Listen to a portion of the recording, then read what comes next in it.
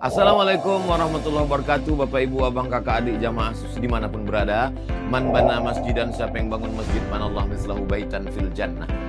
Ma la yudraku kulluh, la yutraku kulluh. Kalau belum bisa bangun satu masjid utuh, 1, 2, 3 saat semen, batu bata, batu kerikil, insya Allah mengalir sampai hari kiamat. Bingung kemana kami mau salurkan? Jangan lagi bingung, salurkan ke Masjid Peradaban. Di nomor rekening Bank Syariah Indonesia BSI, nomornya mudah 333 atas nama FSRMM. Konfirmasinya ke nomor berikut 0813 7733 9947. Berkah selalu. Wassalamualaikum warahmatullahi wabarakatuh.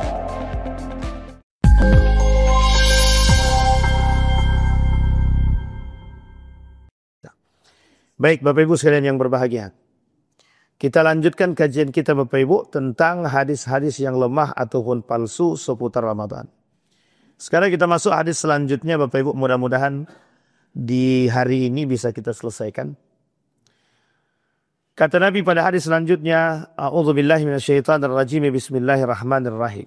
Man aftara yawman min Ramadan min ghairi rukhsatin lam yaqdihi wa in samad dahar kullah.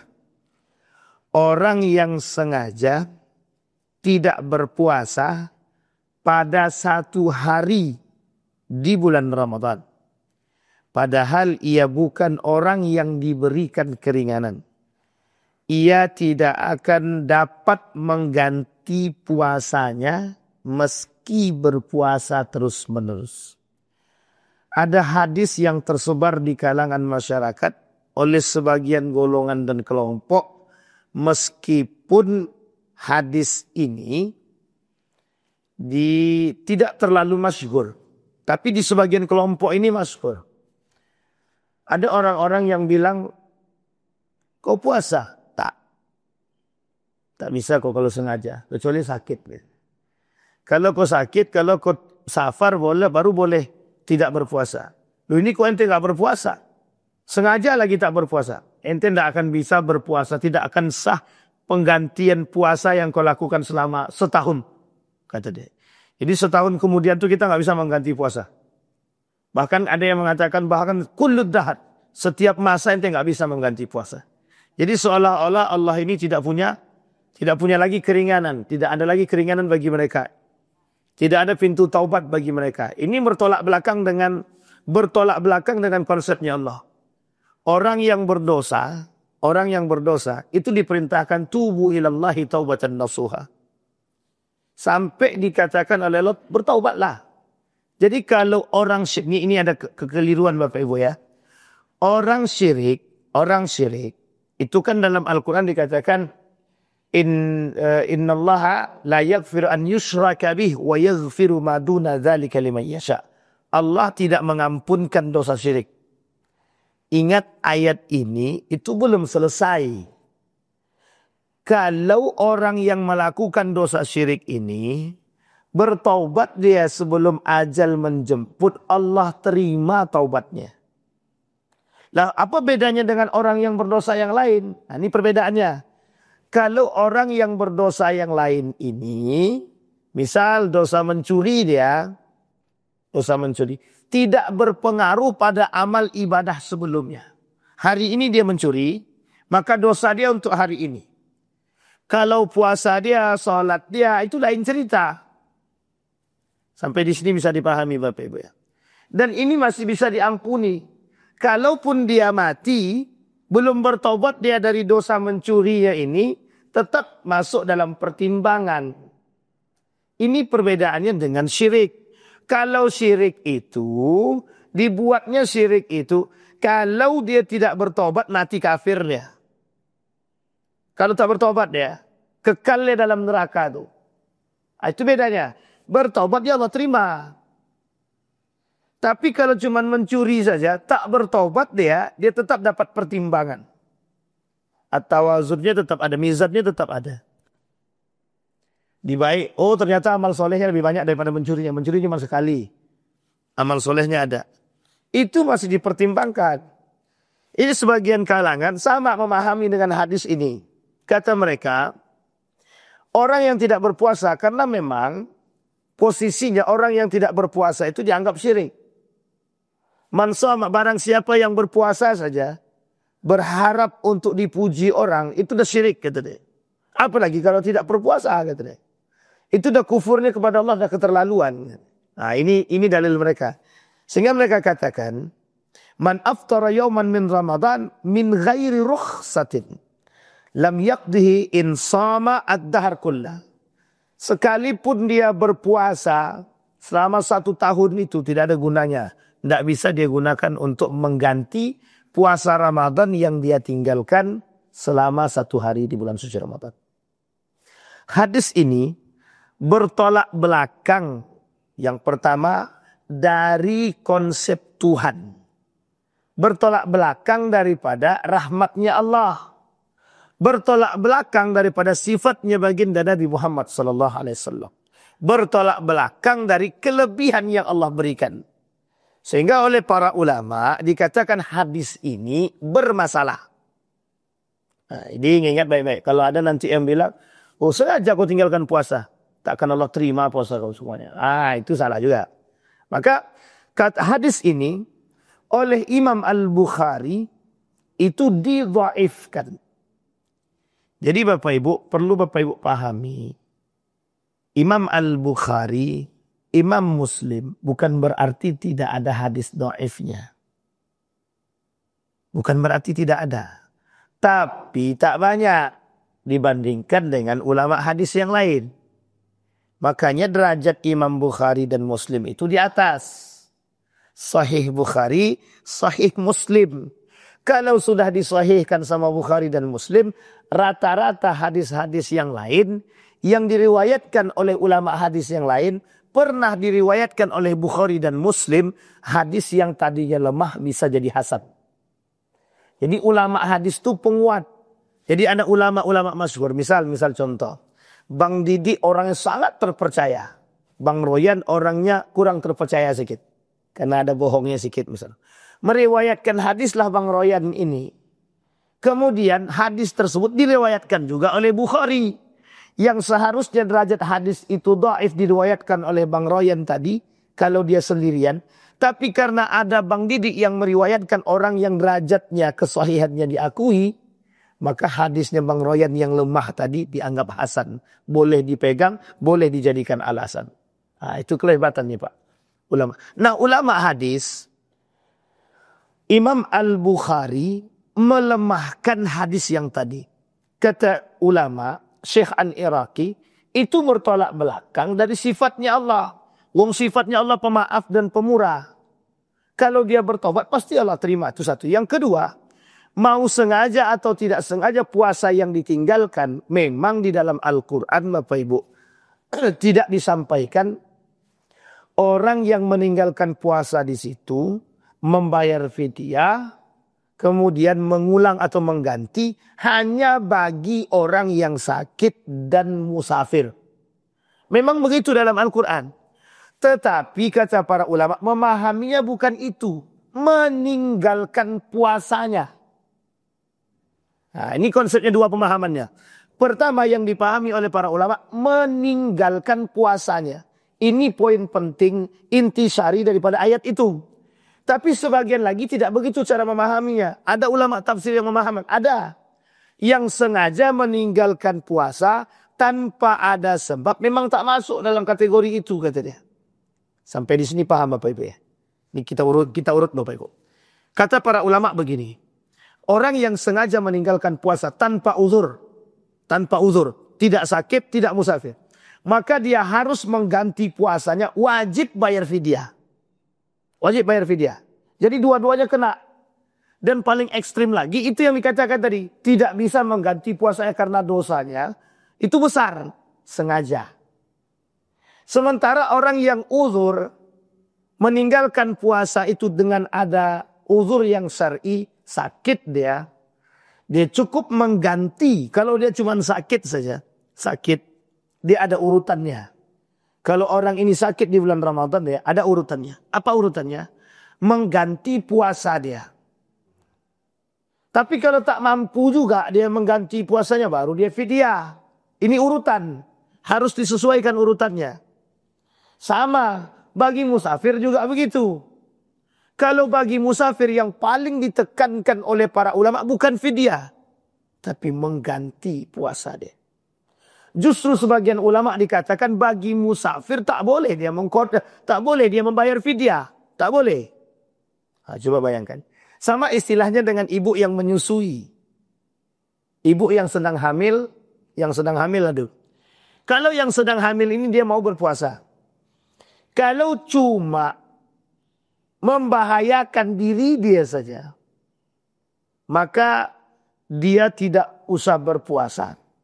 Tapi kalau cuma diri dia saja yang dia membahayakan, maka dia harus mengganti puasa dia. Mengganti puasa dia.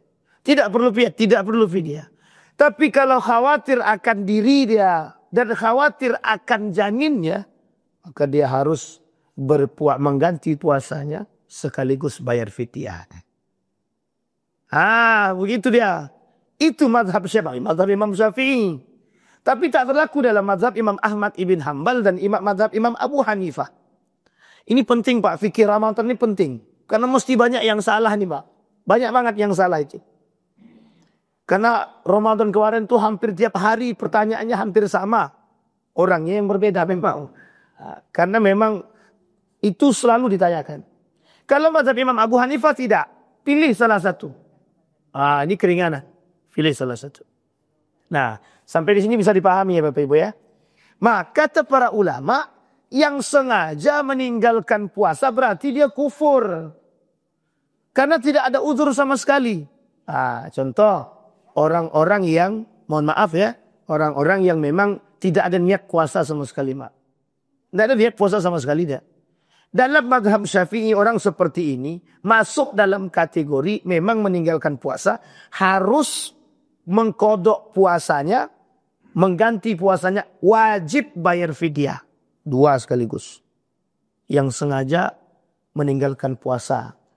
Sekarang ini Bapak Ibu, ada fatwa meninggalkan puasa itu karena pekerja bangunan. Kuli bangunan. Bagaimana hukumnya? Orang yang kuli bangunan tapi tidak puasa dia. Ini tidak bisa dibahas langsung, hukumnya tak bisa. Harus dicarikan solusi.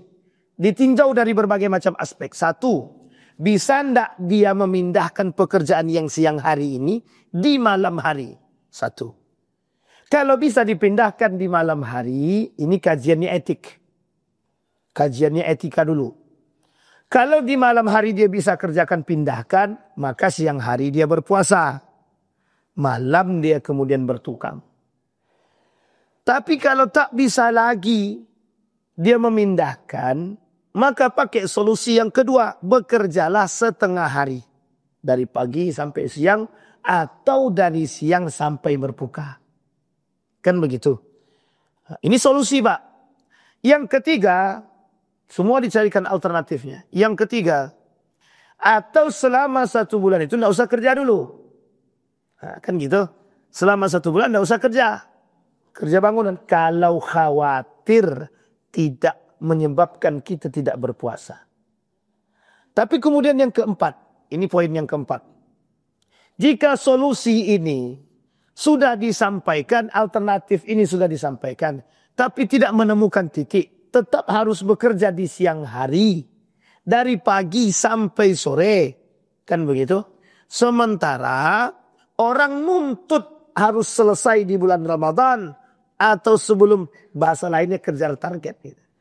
Dalam perkara etik tak bisa ditinjau.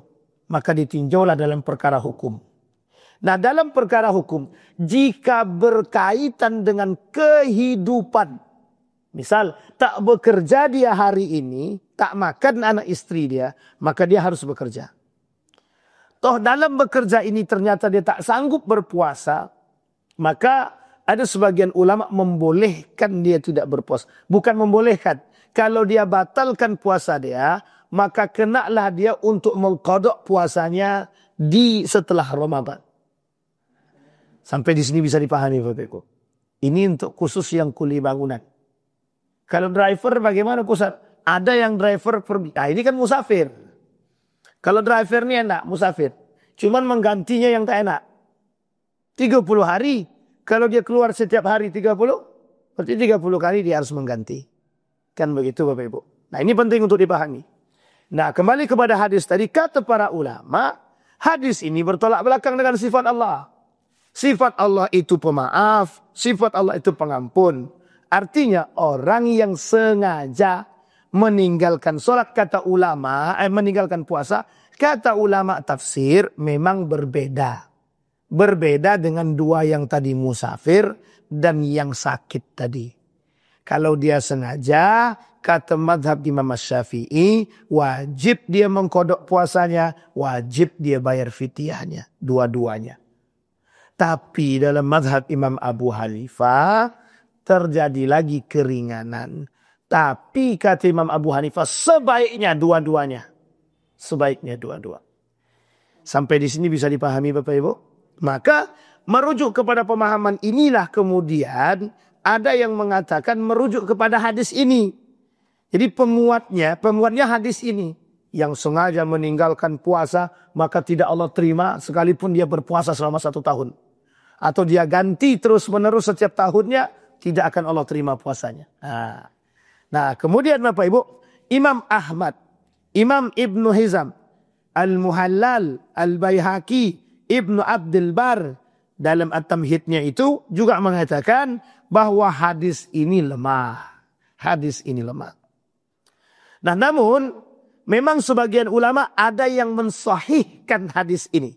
Seperti Abu Hatim Ar-Razi dalam kitabnya Al-Illal. Juga ada yang menghasankan seperti Ibnu Hajar Al-Asqalani. Jadi ada yang menghasankan, ada yang mensahihkan. Kemudian dalam kitab Al-Hidayah, dalam kitab Hidayatul Ruh.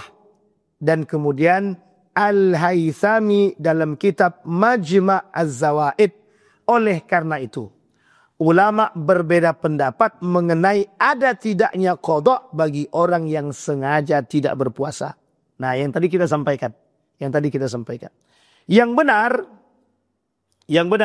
wal ilmu indallah. Kebenaran itu sebenarnya adalah milik Allah. Penjelasan Lajnah Daimah lil Buhus, Komisi Fatwa Saudi Arabia, yang menyatakan bahwa seseorang yang sengaja tidak berpuasa tanpa uzur syar'i, ia harus bertaubat kepada Allah dan mengganti puasanya yang telah ditinggalkannya. Lajnah Daimah Saudi Arabia. Dar Ifta Mesir mengatakan, kalau dari ulama Mesir mengatakan, dalam fatwanya ulama Mesir, orang yang sengaja meninggalkan puasanya tanpa uzur syar'i, maka dia harus bertaubat juga. Dan dibenarkan mengganti puasanya, wajib mengganti puasanya, wajib bayar fidyahnya. Itu penting. Ini penting untuk dipahami Pak. Karena banyak yang meninggalkan puasa sengaja itu banyak. Ini mohon maaf ya Bapak Ibu ya. Nanti Bapak Ibu kan tengok, nampak tuh. Kau tak puasa. Tak kuat aku puasa. Cuma begitu aja alasannya. Tak kuat aku puasa. Ya Allah sila. Badan kekar puasa tak kuat. Kalau aku tak makan perutku sakit katanya. Tapi Bapak Ibu, ini saya mau kasih tahu nih. Ini clue, bukan clue sebenarnya, penyakit. Jadi dalam aspek hukum dulu kita lihat. Bapak Ibu sakit gigi. Kira-kira sakit enggak tuh? Sakit gigi sakit dah? Sakit. Boleh enggak untuk tidak berpuasa? Enggak, aku enggak mau puasa dah. Aku kan sakit. Boleh enggak? Secara hukum boleh. Secara hukum. Tapi kata para ulama, loh kok penyakit seperti ini. Tapi kalau dalam hukum boleh Pak. Bapak Ibu sakit kepala. Sakit banget kepala, sakit kepala nih. Sebenarnya dengan istirahat cukup. Tapi karena sakit kepala ada clue-nya. Apa clue-nya? Sakit. Boleh enggak Bapak Ibu untuk tidak berpuasa? Secara hukum boleh. Tapi kan penyakitnya cuma itu. Penyakitnya cuma sakit kepala. Ini dijadikan alasan oleh orang-orang yang tidak beriman. Oleh orang-orang, inilah Bapak Ibu, mohon maaf ya Bapak Ibu ya. Kalau dalam dunia perfikihan, jadi kadang-kadang orang fikih itu bisa lurus, bisa bengkok. Yang berbahayanya itu kalau sekali bengkok beneran tuh Bapak Ibu, serius. Jadi karena dia tahu jalur fikihnya, dia selewengkan itu. Bedanya dengan orang tasawuf, bedanya dengan orang syariat itu, dia tidak bisa begitu. Dia tengok tolak ukurnya. Kalau dia bukan fikih ya, bukan orang fikih. Dia akan konsisten itu. Wah, nanti kalau tinggal, cuma sakit kepala sebentar, masa sayang sekali karena ini tinggal. Tetap dia puasa. Kata orang fikih, bodoh amat ya. Namanya aja kita orang sakit, ya udah gak usah puasa. Meskipun cuma sakit gigi, sakit mata, sakit kepala. Karena ada clue-nya sakit. Sama Pak musafir. Keluar dari perbatasan puasa nak. Harus puasa nak. Ada cuma jaraknya dari Pekanbaru ke sore. Cuma 2 jam. Pakai motor, itu pun mobil pakai AC. Udah mobil pakai AC, nyaman duduk. Pertanyaannya, ini musafir. Clue-nya, boleh enggak dia buka puasa? Boleh, secara hukum. Jarak cuma 2 jam. Dari Pekanbaru ke Batam atau ke Malaysia lah, 45 menit. Pakai pesawat. Tapi secara jarak sudah sampai kan? Secara cuma 45 menit. Boleh enggak kita untuk tidak berpuasa? Secara hukum boleh. Pertanyaannya, ya mbok 45 menit naik pesawat tinggal tidur sama kayak tidur di rumah kan. Selesai. Ya ini kan musafir. Ini kan musafir. Sampai di sini paham Bapak Ibu. Cuma dari teman-teman salafi Bapak Ibu. Ini tidak ada kaitannya salafi wahabi Bang. Tapi dari teman-teman salafi. Yang namanya musafir itu keringanan yang Allah berikan. Yang namanya sakit keringanan yang Allah berikan. Bagi mereka yang sakit dan musafir. Ambil. Kalau tidak mau puasa tidak ada masalah. Justru dianggap itu sunnah. Kenapa? Karena mengambil sunnahnya atau rukhsah yang diberikan. Tapi jangan cari-cari alasan. Aduh, tak kuat puasa nih, tak kuat. Aku ke sore aja lah dulu. Begini ke sore. Sampai tengah jalan, baru sampai Kerinci, baru. Alah, batal puasanya. Habis itu, tak jadilah ke sore, baliklah ke Pekanbaru balik. Ini namanya mengada-ngada. Memain-mainkan hukum. Nah yang memain-mainkan hukum begini, kalau sengaja dia mempermainkan hukum seperti ini, justru dosanya dosa besar. Itu yang berbahaya itu di situ. Yang ditakutkan itu yang seperti itu Bapak Ibu. Tapi ada Pak, jangan salah ada. Kata kawan saya gini, Wan, kan ini bulan Ramadan Wan. Ini waktu kami zaman di Jogja dulu. Memang waktu itu celat-celat lah Pak, celat-celat betul lah. Kata dia gini, Wan, oi Phil. Ini kan kita bulan suci Ramadan nih ini. Iya bulan suci Ramadan. Kenapa? Kita nggak usah puasa aja yuk. Gimana caranya? Gitu kata kawan-kawan. Gimana caranya? Kita keluar perbatasan tuh. Keluarlah kita ke perbatasan Pak. Betul nggak puasa dia? Sampai di Magelang, balik Pak. Sampai di Magelang, balik kami putar balik. Perbatasan kan tidak tahu. Jadi perbatasan itu Bapak Ibu. Ya Allah jaraknya nggak sampai 45 menit Bapak Ibu. Nggak sampai 45 menit. Maka keluar dia. Setelah keluar dibukanya puasa. Habis itu masuk dia balik ke Jogja. Astagfirullah. Ini kacau dia. Dosanya berbahaya ini. Sengaja mempermainkan hukum. Artinya dia mencari alasan untuk sengaja tidak berpuasa. Meskipun dalam perkara ini ulama berbeda pendapat. Jadi ini persoalan fikih. Bukan persoalan etik. Kalau persoalan etik tidak masuk tuh Pak. Masa jarak tempuh cuma 45 menit kita batalkan puasa. 45 menit cuman. Kecuali dalam pesawat itu dia mabuk. Muntah-muntah dia. Jadi sakit-sakitan dia. Itu mempersoalkan. Sama dengan orang yang sakit kepala.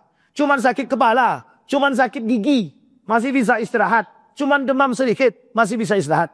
Maka sebenarnya secara etik masih bisa bertahan.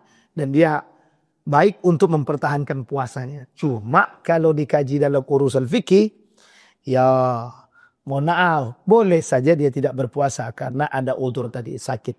Maka kata para ulama, konteks pemahamannya 2 dalam ayat itu.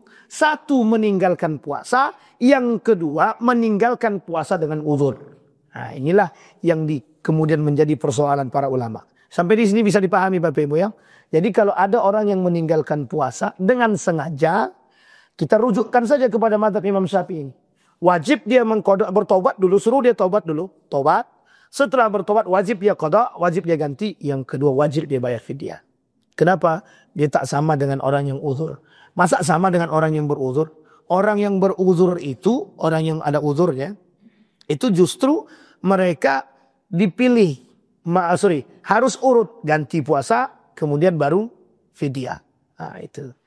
Nah, Bapak Ibu sekalian yang berbahagia, dan hadis ini memiliki 3 tingkatan yang tadi sudah kita sampaikan. Ada yang mendhaifkan, ada yang mensahihkan, ada yang kemudian menghasankan. Diambil oleh Lajnah Daimah Komisi Fatwa Saudi Arabia bahwa bukan haram, bahwa orang tersebut berdosa harus bertaubat, yang kemudian yang kedua baru dia harus mengganti kodoknya. Dalam Dar Ifta Mesir, maka semuanya, satu dia harus bertobat, yang kedua harus kodok, yang ketiga wajib bayar fidyah. Biar terasa dia Pak, biar terasa dia. Jadi semuanya dapat. Baik, itu hadis yang selanjutnya. Nah, ada hadis selanjutnya ada. Baik, la taqulu Ramadan, fa inna Ramadan ismun min asma'illahi ta'ala, walakin qulu syahr Ramadan. Nah, ini meskipun tidak masyhur, tidak terlalu masyhur, tapi kita sampaikan. Kata Nabi dalam hadisnya, janganlah kalian menyebut Ramadan, karena Ramadan itu nama sifat Allah atau namanya Allah. Sehingga yang harus kalian sebut Syahrul Ramadan. Syahrul Ramadan. Oh, ini kalau sebagian orang-orang yang di daerah mana namanya itu? India, itu agak kental sedikit. Apa kata mereka? Tidak. La taqul Ramadan. Leis taqul Ramadan. Qul syahr Ramadan. Syahr Ramadan. Ini sekedar penyampaian. Karena memang sebagian ulama mengatakan Ramadan itu merujuk kepada hadis tadi itu, kata para ulama, itu nama Allah. Kalau kita cuma bilang begitu itu tidak sopan. Kurang etika. Baik, kita lihat Bapak Ibu. Jangan menyebut dengan Ramadan, karena ini adalah salah satu daripada nama Allah. Namun sebutlah dengan sebutan bulan Ramadan. Ulama berbeda pendapat. Satu, hadis ini diriwayatkan oleh Imam Al-Baihaqi dalam kitab sunannya, dalam sunannya. Kemudian Imam Az-Zahabi dalam Mizanul I'tidal.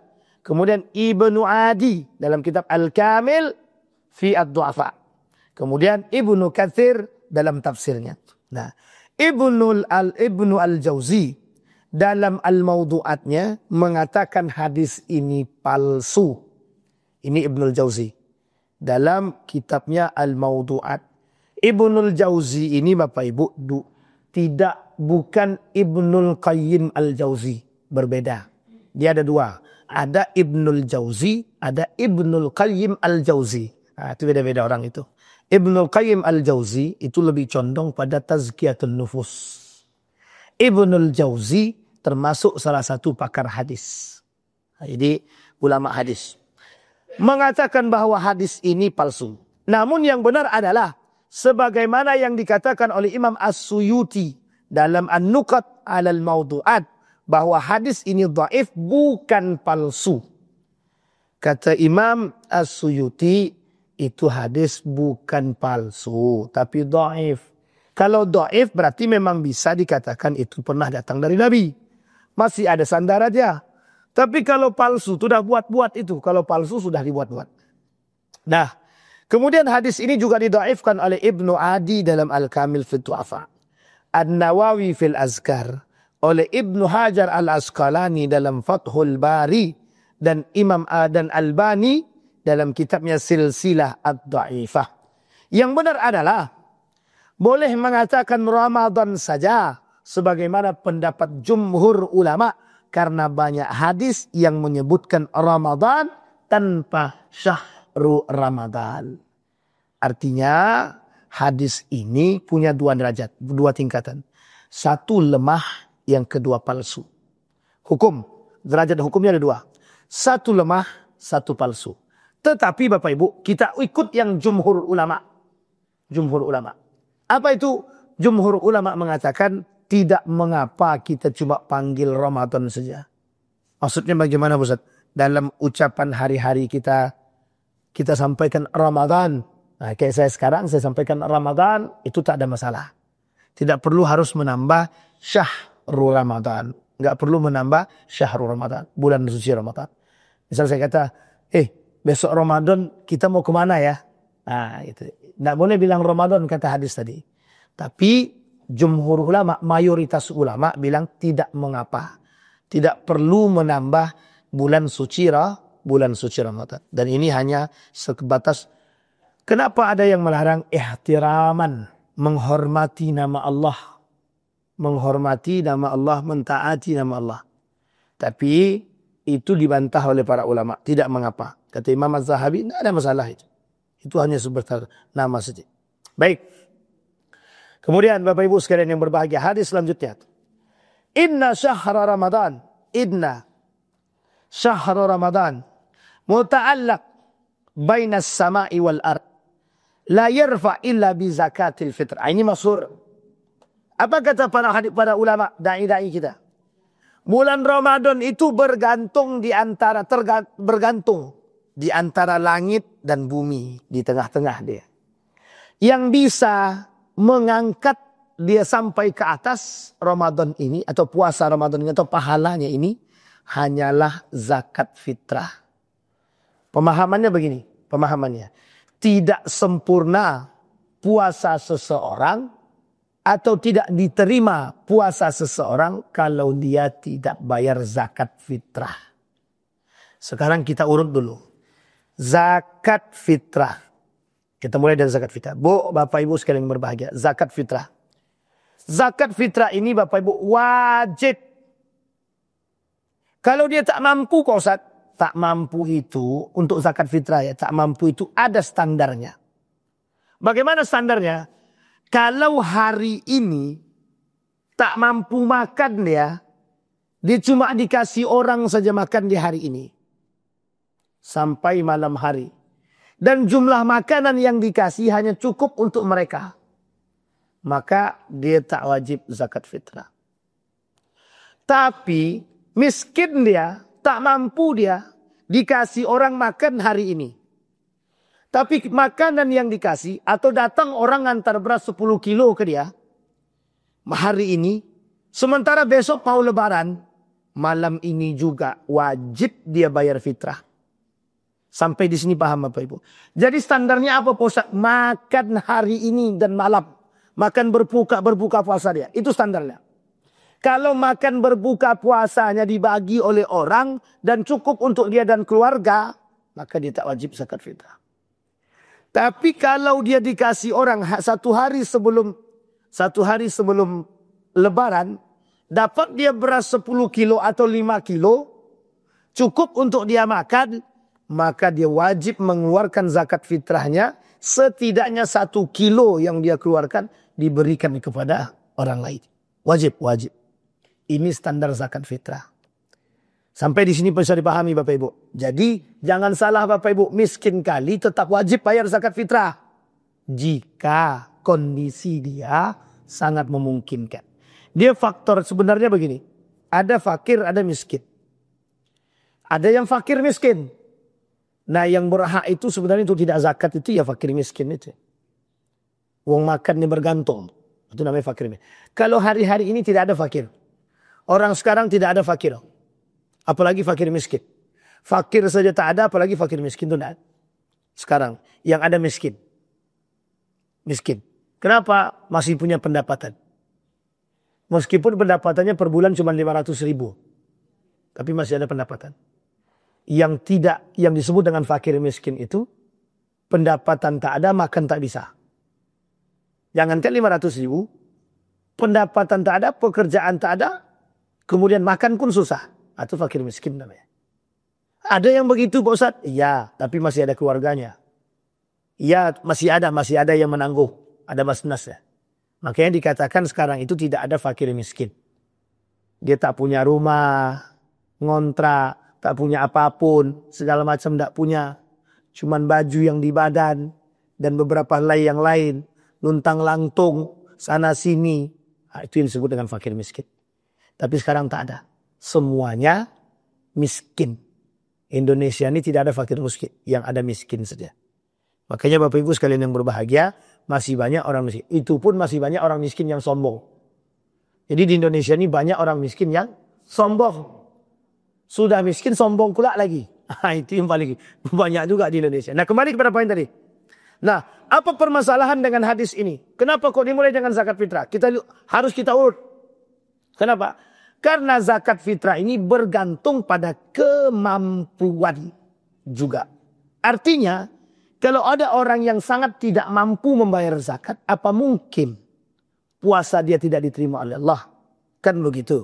Nah, itu poin pertama.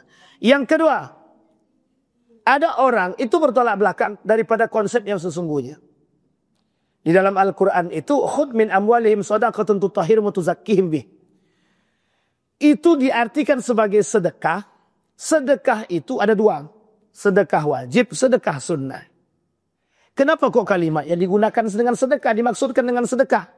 Karena meskipun zakat, masih ada orang yang tak mampu berzakat. Kita ambil zakat mal. Zakat mal itu Bapak Ibu, dalilnya sama. Khudh min amwalihim. Ambillah dari harta mereka. Sodaqatun, sedekah. Yang diambil dua. Sedekah sunnah, sedekah wajib. Kalau sedekah sunnah jangan paksakan, tapi sedekah wajib yang dipaksakan. Sekarang pertanyaannya adalah, kenapa kalimatnya tidak Allah sebut dengan zakat? Tapi kenapa Allah sebut dengan sedekah? Karena konsepnya, kalau sedekah itu masih terikat dengan kemampuan, kapasitas, dan kekuatan. Disitulah makanya disebut, kalau tidak sanggup berpuasa, tidak sanggup bayar zakat, atau tak sampai batasnya, ya tak usah berzakat. Nah, sampai sini paham Bapak Ibu ya? Contoh zakat mal. Sebenarnya Bapak Ibu, karyawan-karyawan hari ini, yang pekerja-pekerja kantoran, yang dipotong gajinya, kalau gajinya tak sampai 8 juta per bulan, berarti tak wajib zakat ya. Kalau gaji dia tak sampai 8 juta per bulan, tak wajib zakat. Karena yang wajib zakat itu 8 juta ke atas. Boleh dihitung. Paling standar betul 7.500.000. Yang gajinya 7.500.000 itu baru masuk standar. Itu pun mepet banget. 85 juta. Kalau 85 gram. Berarti kalau gaji cuma 6 juta, Ustaz, sebenarnya tak wajib zakat. Tak wajib. Tapi Bapak Ibu, kalau tidak begitu, tak ada kebiasaan. Tidak ada kebiasaan. Sekarang saya tanya Bapak Ibu. Bapak Ibu punya utang. Punya utang nih, utang rumah. Bapak Ibu gaji per bulan 6 juta. Ada utangnya. Kehidupan hari-hari 2 juta. Satu bulan itu habis belanja bulanan segala macam, habis 2 juta. Anak habis 1 juta. Misal. Sekarang pertanyaannya kita kurang ini. 2 juta tambah 1 juta, 3 juta. Cicilan 2 juta, 5 juta. Misal, tinggal 1 juta. 1 juta itu kadang-kadang untuk kepentingan yang lain habis. Sekarang saya tanya Bapak Ibu, pilih mana?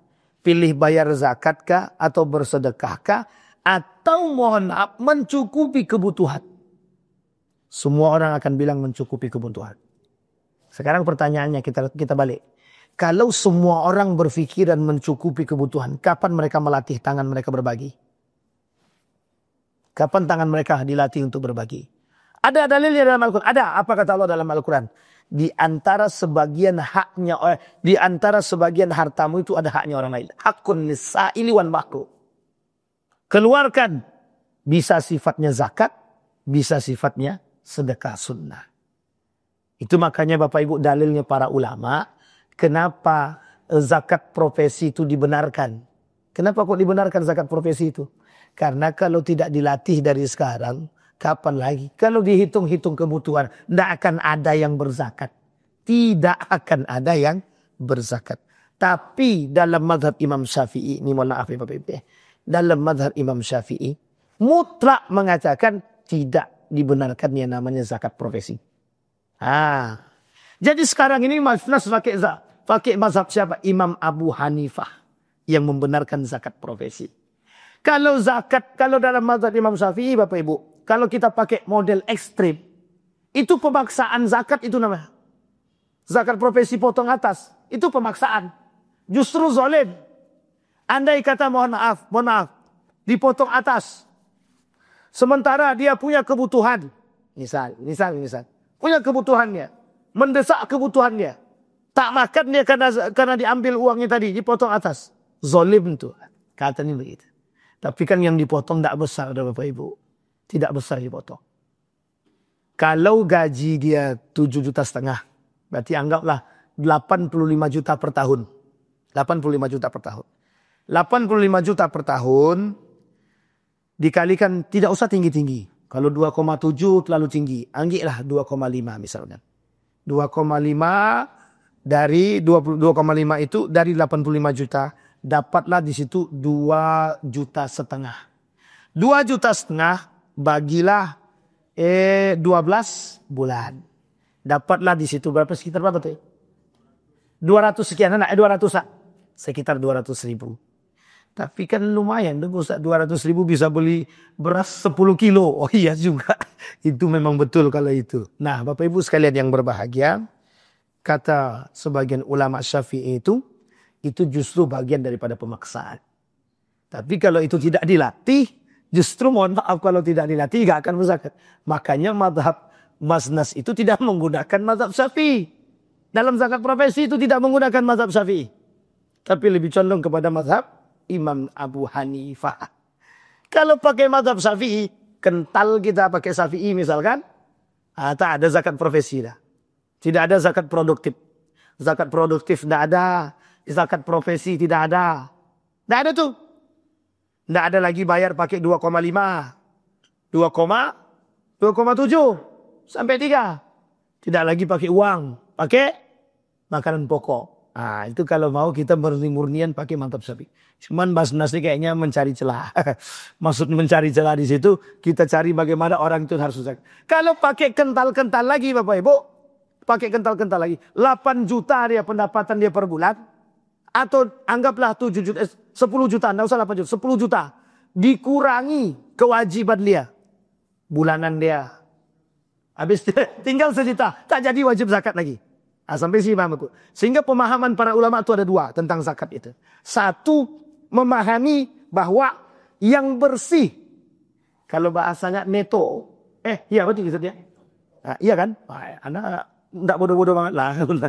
Neto, yang dihitung yang bersihnya bang.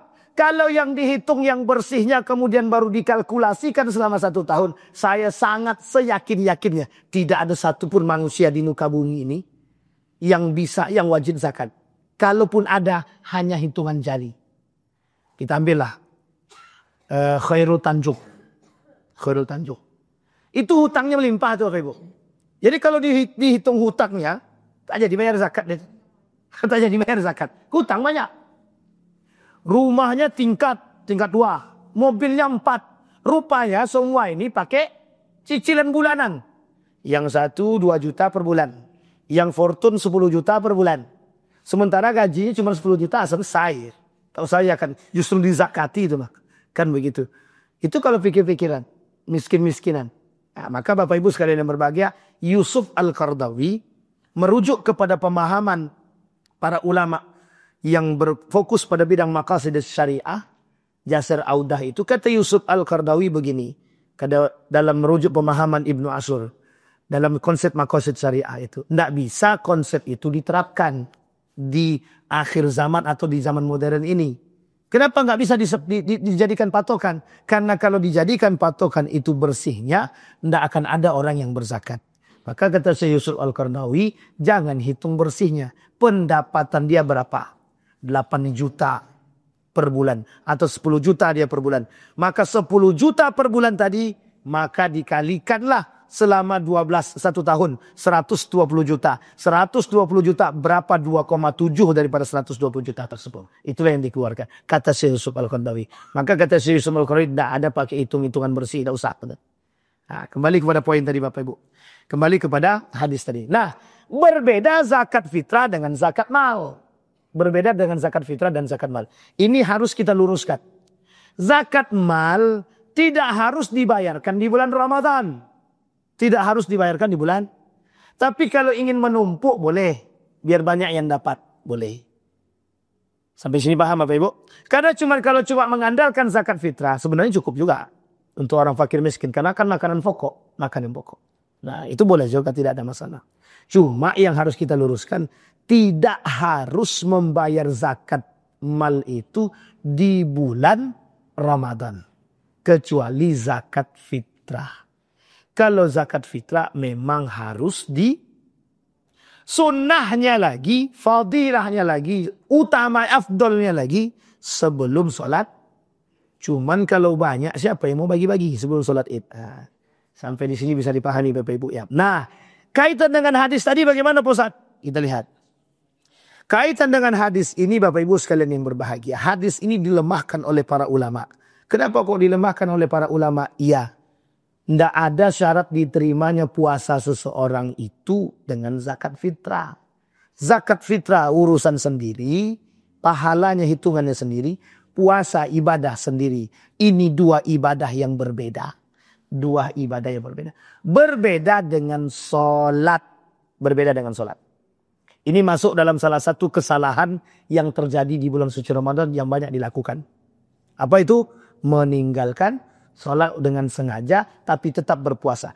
Orang yang puasa, orang yang bayar zakat, tidak sholat dia, tidak Allah terima dua-dua pahala puasa dan zakatnya. Kalau dia tak sholat.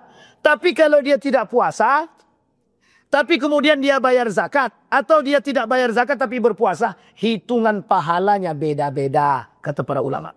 Puasa hitungan sendiri, zakat hitungan sendiri. Kalau dia tidak bayar zakat, itu urusan dia dengan Allah dalam urusan harta. Kalau dia tidak berpuasa, itu urusan dia dengan Allah dalam urusan puasa. Tapi kalau dia tidak sholat, semua amal ibadah yang lain tidak Allah terima. Nah, coba bayangkan betapa besar pengaruhnya. Jadi sholat berbeda dengan puasa dan berbeda dengan zakat. Keutamaan puasa adalah, kelebihan puasa Ramadan adalah Allah sendiri yang langsung memberikan pahalanya, yang langsung menghitungnya, yang langsung membalasnya. Apa maksudnya? Tergantung pada Allah. Kalau Allah mau langsung balas di dunia, langsung dibalas. Kalau Allah mau langsung balas di akhirat, biar dibalas di akhirat. Itu tergantung pada Allah. Sampai di sini paham Bapak Ibu? Jadi hadis ini didhaifkan para ulama karena bertolak belakang daripada konsep yang disampaikan oleh Nabi dalam riwayat yang lain. Kata Nabi dalam hadis yang lain, hanya menyampaikan persoalan puasa. Tidak menyampaikan persoalan zakat. Disampaikan dalam hadis yang paling sahih itu ada dua. Barang siapa yang berpuasa di bulan suci Ramadan, Allah ampunkan dosa dia. Man shoma Ramadana imanan wahtisaban, ghufira lahu ma taqaddama min zanbihi. Orang yang puasa saja tidak ada disebutkan zakat di situ. Allah ampunkan dosa dia yang sebelumnya. Dosa-dosa sebelumnya diampunkan. Artinya bagaimana Allah mengampunkan dosa sebelumnya sementara kalau dosa itu tak sampai kan tak mungkin. Nah, disinilah logika para ulama bermain bahwa hadis ini tak sejalan dengan konsep Tuhan dan sifatnya Allah dan dengan hadis yang lain. Kata para ulama hadis ini lemah. Sebagian lagi mengatakan hadis ini palsu. Nah, bagaimana dengan mayoritas ulama? Tidak disebutkan oleh mayoritas ulama di sini, hanya saja ulama mengatakan banyak yang mengatakan hadis ini lemah. Sampai di sini Bapak Ibu ada pertanyaan? Jangan ragu-ragu. Malu bertanya, kalau masih di dalam Masjid Al-Irham aman. Silakan Pak. Boleh. Sebut afdalnya makanan pokok. Merujuk kepada kalau kita pakai mazhab Imam Syafi'i. Silahkan pakai makanan pokok. Tapi kalau mau pakai mazhab Imam Abu Hanifah boleh silahkan. Pakai duit. Silahkan pakai duit. Hanya saja tidak 2,5. 2,7. Masalahnya begitu. 2,7. Ya silahkan. Sebenarnya tak juga terlalu ini. Pakai duit boleh silahkan. Tapi pertanyaannya lagi kembali. Afdolnya yang mana? Afdolnya kalau merujuk kepada hadis baginda Nabi Muhammad SAW. Kalau teman-teman salafi dia tak mau pakai duit Pak. Dia bahan pokok, makanan pokok. Sehingga mazhab Syafi'i sendiri, orang-orang yang memang berpatokan dengan Syafi'i betulan, dia bahan pokok. Maka sekarang ada masjid, di samping masjid ada ruangan, justru mereka di bawah jualan beras. Mereka stok beras yang banyak. Ini mereka stok beras yang banyak. Sehingga kemudian orang bayar beli beras dari masjid. Kemudian mereka masukkan ke masjid untuk zakatnya. Begitu model solusi mereka. Kalau mau tetap pakai duit. Kalau saya sarankan, adalah pakai makanan pokok sajalah. Pakai makanan pokok. Apa yang kita makan? Kita makannya bare solok. Bare solok 180 berapa tuh? 10 kilo itu 180 ribu kan begitu. Nah, tapi kan kita nggak hitungnya 10 kilonya. Yang kita hitung yang kita makan per hari. Berapa Bapak makan per hari? 3 kali sehari. Berasnya beras bare solok. Kira-kira kalau dihitung habis berapa? Anggaplah paling tinggi itu 20 ribu per orang. 20 ribu per orang. 20 ribu per orang, kalau 3 kali makan 60 ribu.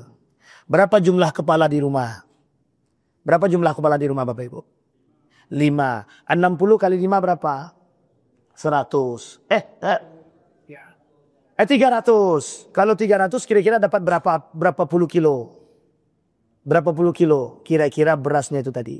Anggaplah kalau Bapak mau sempurnakanlah jadi 400. Jadi dapat 2 atau sempurnakan 360. Dapatlah 20 kilo.